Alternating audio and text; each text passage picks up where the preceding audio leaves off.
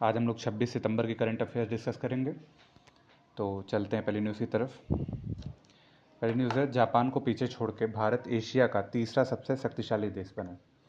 अब देखने वाली बात यह है ना कि एशिया में वैसे भी, मतलब अगर यूएसए को छोड़ दें तो वैसे भी जितने भी शक्तिशाली देश हैं वो एशिया में हैं। जैसे रशिया है, खास करके हथियारों की दृष्टि से या सैन्य शक्ति की दृष्टि से।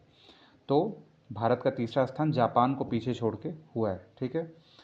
अब जापान को अभी देखा आपने कि इकोनॉमिक उससे भी दृष्टिकोण से भी जापान कुल 4th प्लेस पे आ गया। ठीक है, वर्ल्ड में।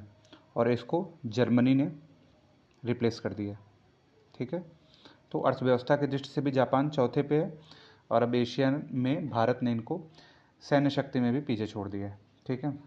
ये जारी किसने किया, ये रिपोर्ट किसकी है? तो ये रिपोर्ट है एशिया पावर इंडेक्स की। ठीक है। तो भोले बैठ के पूछ सकता है। ठीक है। एशिया पावर इंडेक्स ने अपने संस्करण में ये बताया कि भारत ने ऐसा किया है। भारत इस सूचकांक में तीसरे स्थान पे। ठीक, चलते हैं अगले प्रश्न पे। राष्ट्रपति ने 16वें एशियाई संगठन सुप्रीम ऑडिट इंस्टीट्यूशन असेंबली के उद्घाटन समारोह में भाग लिया। अब ये जो उद्घाटन समारोह है, समझने वाली बात है। एशियाई संगठन सुप्रीम ऑडिट इंस्टीट्यूशन असेंबली, ठीक है, तो ये भारत में कैग द्वारा आयोजित किया जाता है। ठीक है, आपको पता है कैग नियंत्रक एवं लेखा परीक्षक है, इसके द्वारा आयोजित है और ये नई दिल्ली में आयोजन इसका हुआ है। ठीक है, दो चीज़ याद रखनी है। और इसमें किसने भाग किया है? तो इसमें भाग किया राष्ट्रपति ने। ठीक है, ये तीन ही चीज़ के बारे में जानकारी। बहुत बड़ा संगठन नहीं है ना, बहुत बड़ा ये सम्मेलन है। ठीक है, बस ये याद रख सकते हैं इतना चीज़। एशिया लेवल पे ये संगठन काम करता है। चलते हैं अगले प्रश्न पर। अगला प्रश्न है जो हमारा इलेक्ट्रॉनिक आईटी मंत्रालय है, ठीक, जिसको हम लोग मिनिस्ट्री ऑफ ITY कहते हैं। ये इसने एक प्रोग्राम लॉन्च किया है। इसने नहीं डायरेक्टली लॉन्च किया, इसके एक स्वायत्त संगठन ने लॉन्च किया है जिसका नाम है इंडिया AI। ठीक है, तो इंडिया AI ने एक पहल लॉन्च की है। किसके लिए की है? ये BTech MTech और PhD स्कॉलर्स के लिए इंडिया AI फेलोशिप लॉन्च किया है। ठीक है, इंडिया AI फेलोशिप सब मतलब शीर्ष 50 NIRF रैंक वाले शोध संस्थानों में आर्टिफिशियल इंटेलिजेंस के शोध के लिए ये एक फेलोशिप योजना है। तो NIRF क्या है? ये कह रहा है जो इस रैंकिंग में टॉप 50 हैं उसी के लिए ये लागू होगा इंडिया AI फेलोशिप। ये है राष्ट्रीय संस्थागत रैंकिंग फ्रेमवर्क। राष्ट्रीय संस्थागत रैंकिंग फ्रेमवर्क, अगर इसको इंग्लिश में देखें तो ये संस्थागत का इंस्टीट्यूशनल हो जाएगा, national institutional ranking framework NIRF हो जाएगा। ठीक है, चलते हैं अगले न्यूज़ की तरफ। तो अंत्योदय दिवस किसके जन्म पे अवसर पे मनाया जाता है? तो ये दीनदयाल उपाध्याय, एक नेता और सामाजिक कार्यकर्ता हुए, उनके जन्म दिवस पे ये मनाया जाता है। तो इनका नाम है दीनदयाल उपाध्याय। अब इनके नाम से कई योजनाएं भी चल रही हैं। तो पहले समझते हैं अंत्योदय दिवस मनाया कब जाता है। तो ये इनका जन्म दिवस है 25 सितंबर को। ठीक है, इसी तरह 25 दिसंबर जो अटल बिहारी वाजपेयी का जन्मदिन है, उस दिन क्या मनाया जाता है? सुशासन दिवस मनाया जाता है।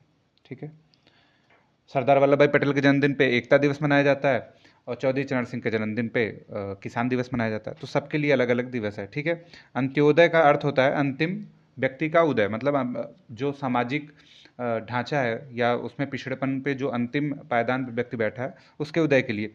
तो DDU नाम से कई सारी योजनाएं चल रही हैं, जिसमें एक आपको पता है ग्राम ज्योति योजना चल रही थी। ठीक है, ये उतनी इंपॉर्टेंट नहीं है लेकिन देख सकते हैं, ये 2014 में शुरू हुई थी। ठीक है, अब जितनी भी 2014 की योजना है उनका अब क्या हो रहा है, 10 साल पूरा हो रहा है।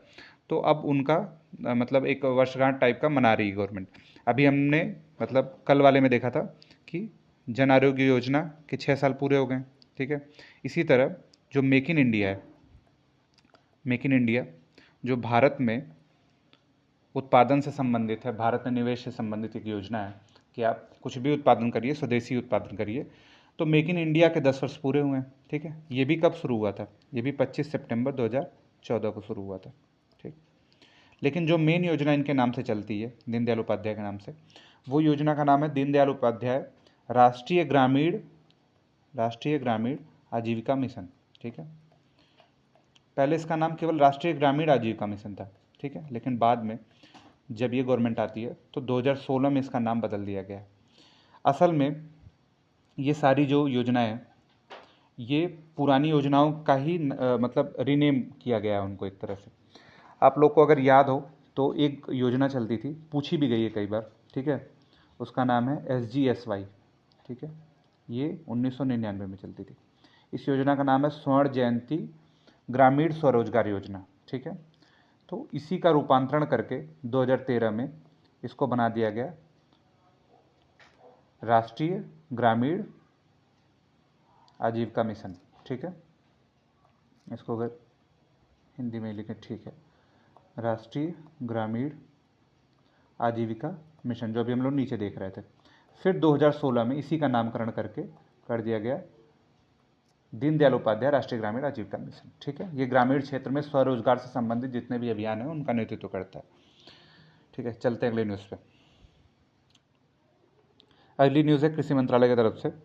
तो कृषि और किसान कल्याण मंत्रालय ने नई दिल्ली में डिजिटल कृषि मिशन, अब देखिए ये मिशन जो है एकदम लेटेस्ट है, इसलिए इसका ध्यान देना जरूरी है, ठीक है। डिजिटल कृषि मिशन, तो ये ध्यान रख सकते हैं कि ये सम्मेलन हुआ कहाँ है, किस चीज़ का सम्मेलन है, तो ये डिजिटल सार्वजनिक बुनियादी ढांचे को लागू करने के लिए राष्ट्रीय सम्मेलन का आयोजन किया गया है, और ये डिजिटल कृषि मिशन है, ठीक है।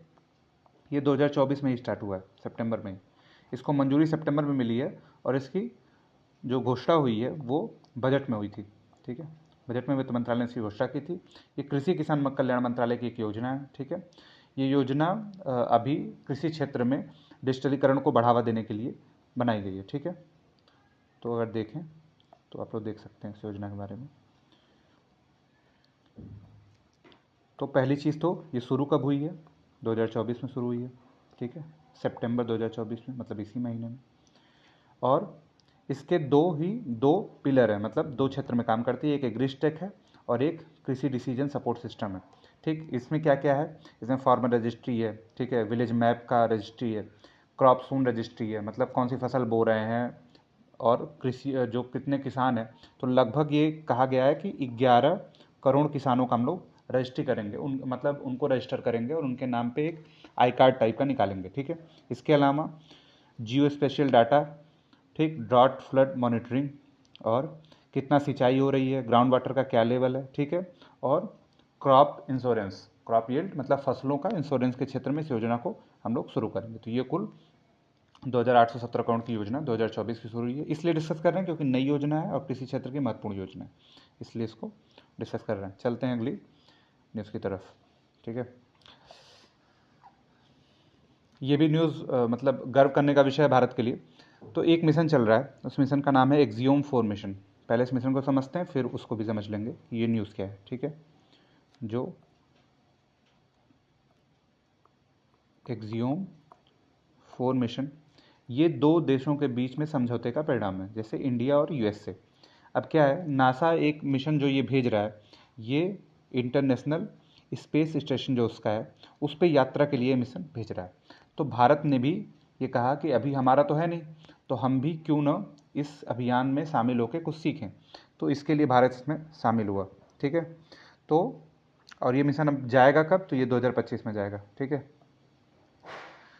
तो भारतीय अंतरिक्ष यात्री शुभांशु शुक्ला, ठीक है, ISS के लिए एक्सियोम 4 मिशन के पायलट के रूप में चयनित हुए हैं, ठीक है। अब ये जो है वहाँ इस मिशन को लीड करेंगे एक तरह से, तो ये गर्व का विषय है। और ये इसरो और अमेरिकी कंपनी एक्सियोम स्पेस के बीच में अंतरिक्ष उड़ान समझौते पर हस्ताक्षर किया गया, ठीक है। तो ये जो USA की तरफ से इसका पार्टनर है उसका नाम है एक्सियोम स्पेस, ठीक है। अब देखिए स्पेस ऐसा क्षेत्र हो गया है जहाँ पे प्राइवेट प्लेयर भी पार्टिसिपेट कर रहे हैं, ठीक है। जैसे SpaceX तो था ही, भारत में भी बहुत सारे अभी स्पेस टेक एक नाम का वो है स्टार्टअप है, ठीक है। तो इस तरह से ड्रोन के क्षेत्र में, रक्षा के क्षेत्र में और स्पेस के क्षेत्र में खूब सारे स्टार्टअप्स हैं, ठीक है। चलते अगली न्यूज़ की तरफ। ईरान ने नया और शक्तिशाली आत्मघाती ड्रोन शाहेद 136B को पेश किया है, ठीक है। तो ये ड्रोन है एक, किसका है? ईरान का है, आत्मघाती ड्रोन है। अब देखिए इससे क्या समझ आ रहा है? इससे समझ ये आ रहा है कि जो मध्य पूर्व है ना, वहाँ पे टेंशन बढ़ रही है।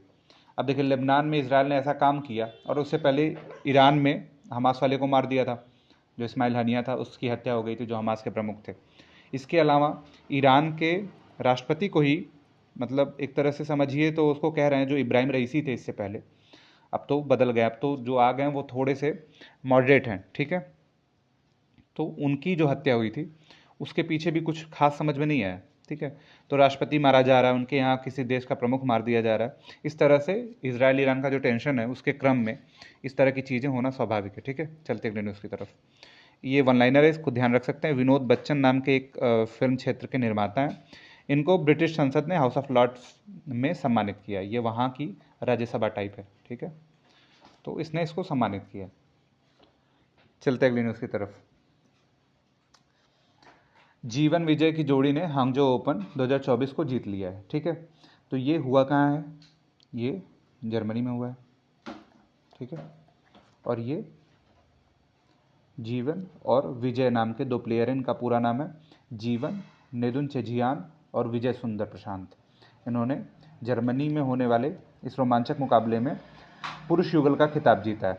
भारत को कोई वरीयता नहीं थी, सबसे बड़ी बात इसमें है, लेकिन भारत ने ये जीता है। और ये पहला एटीपी टूर खिताब है, ठीक है।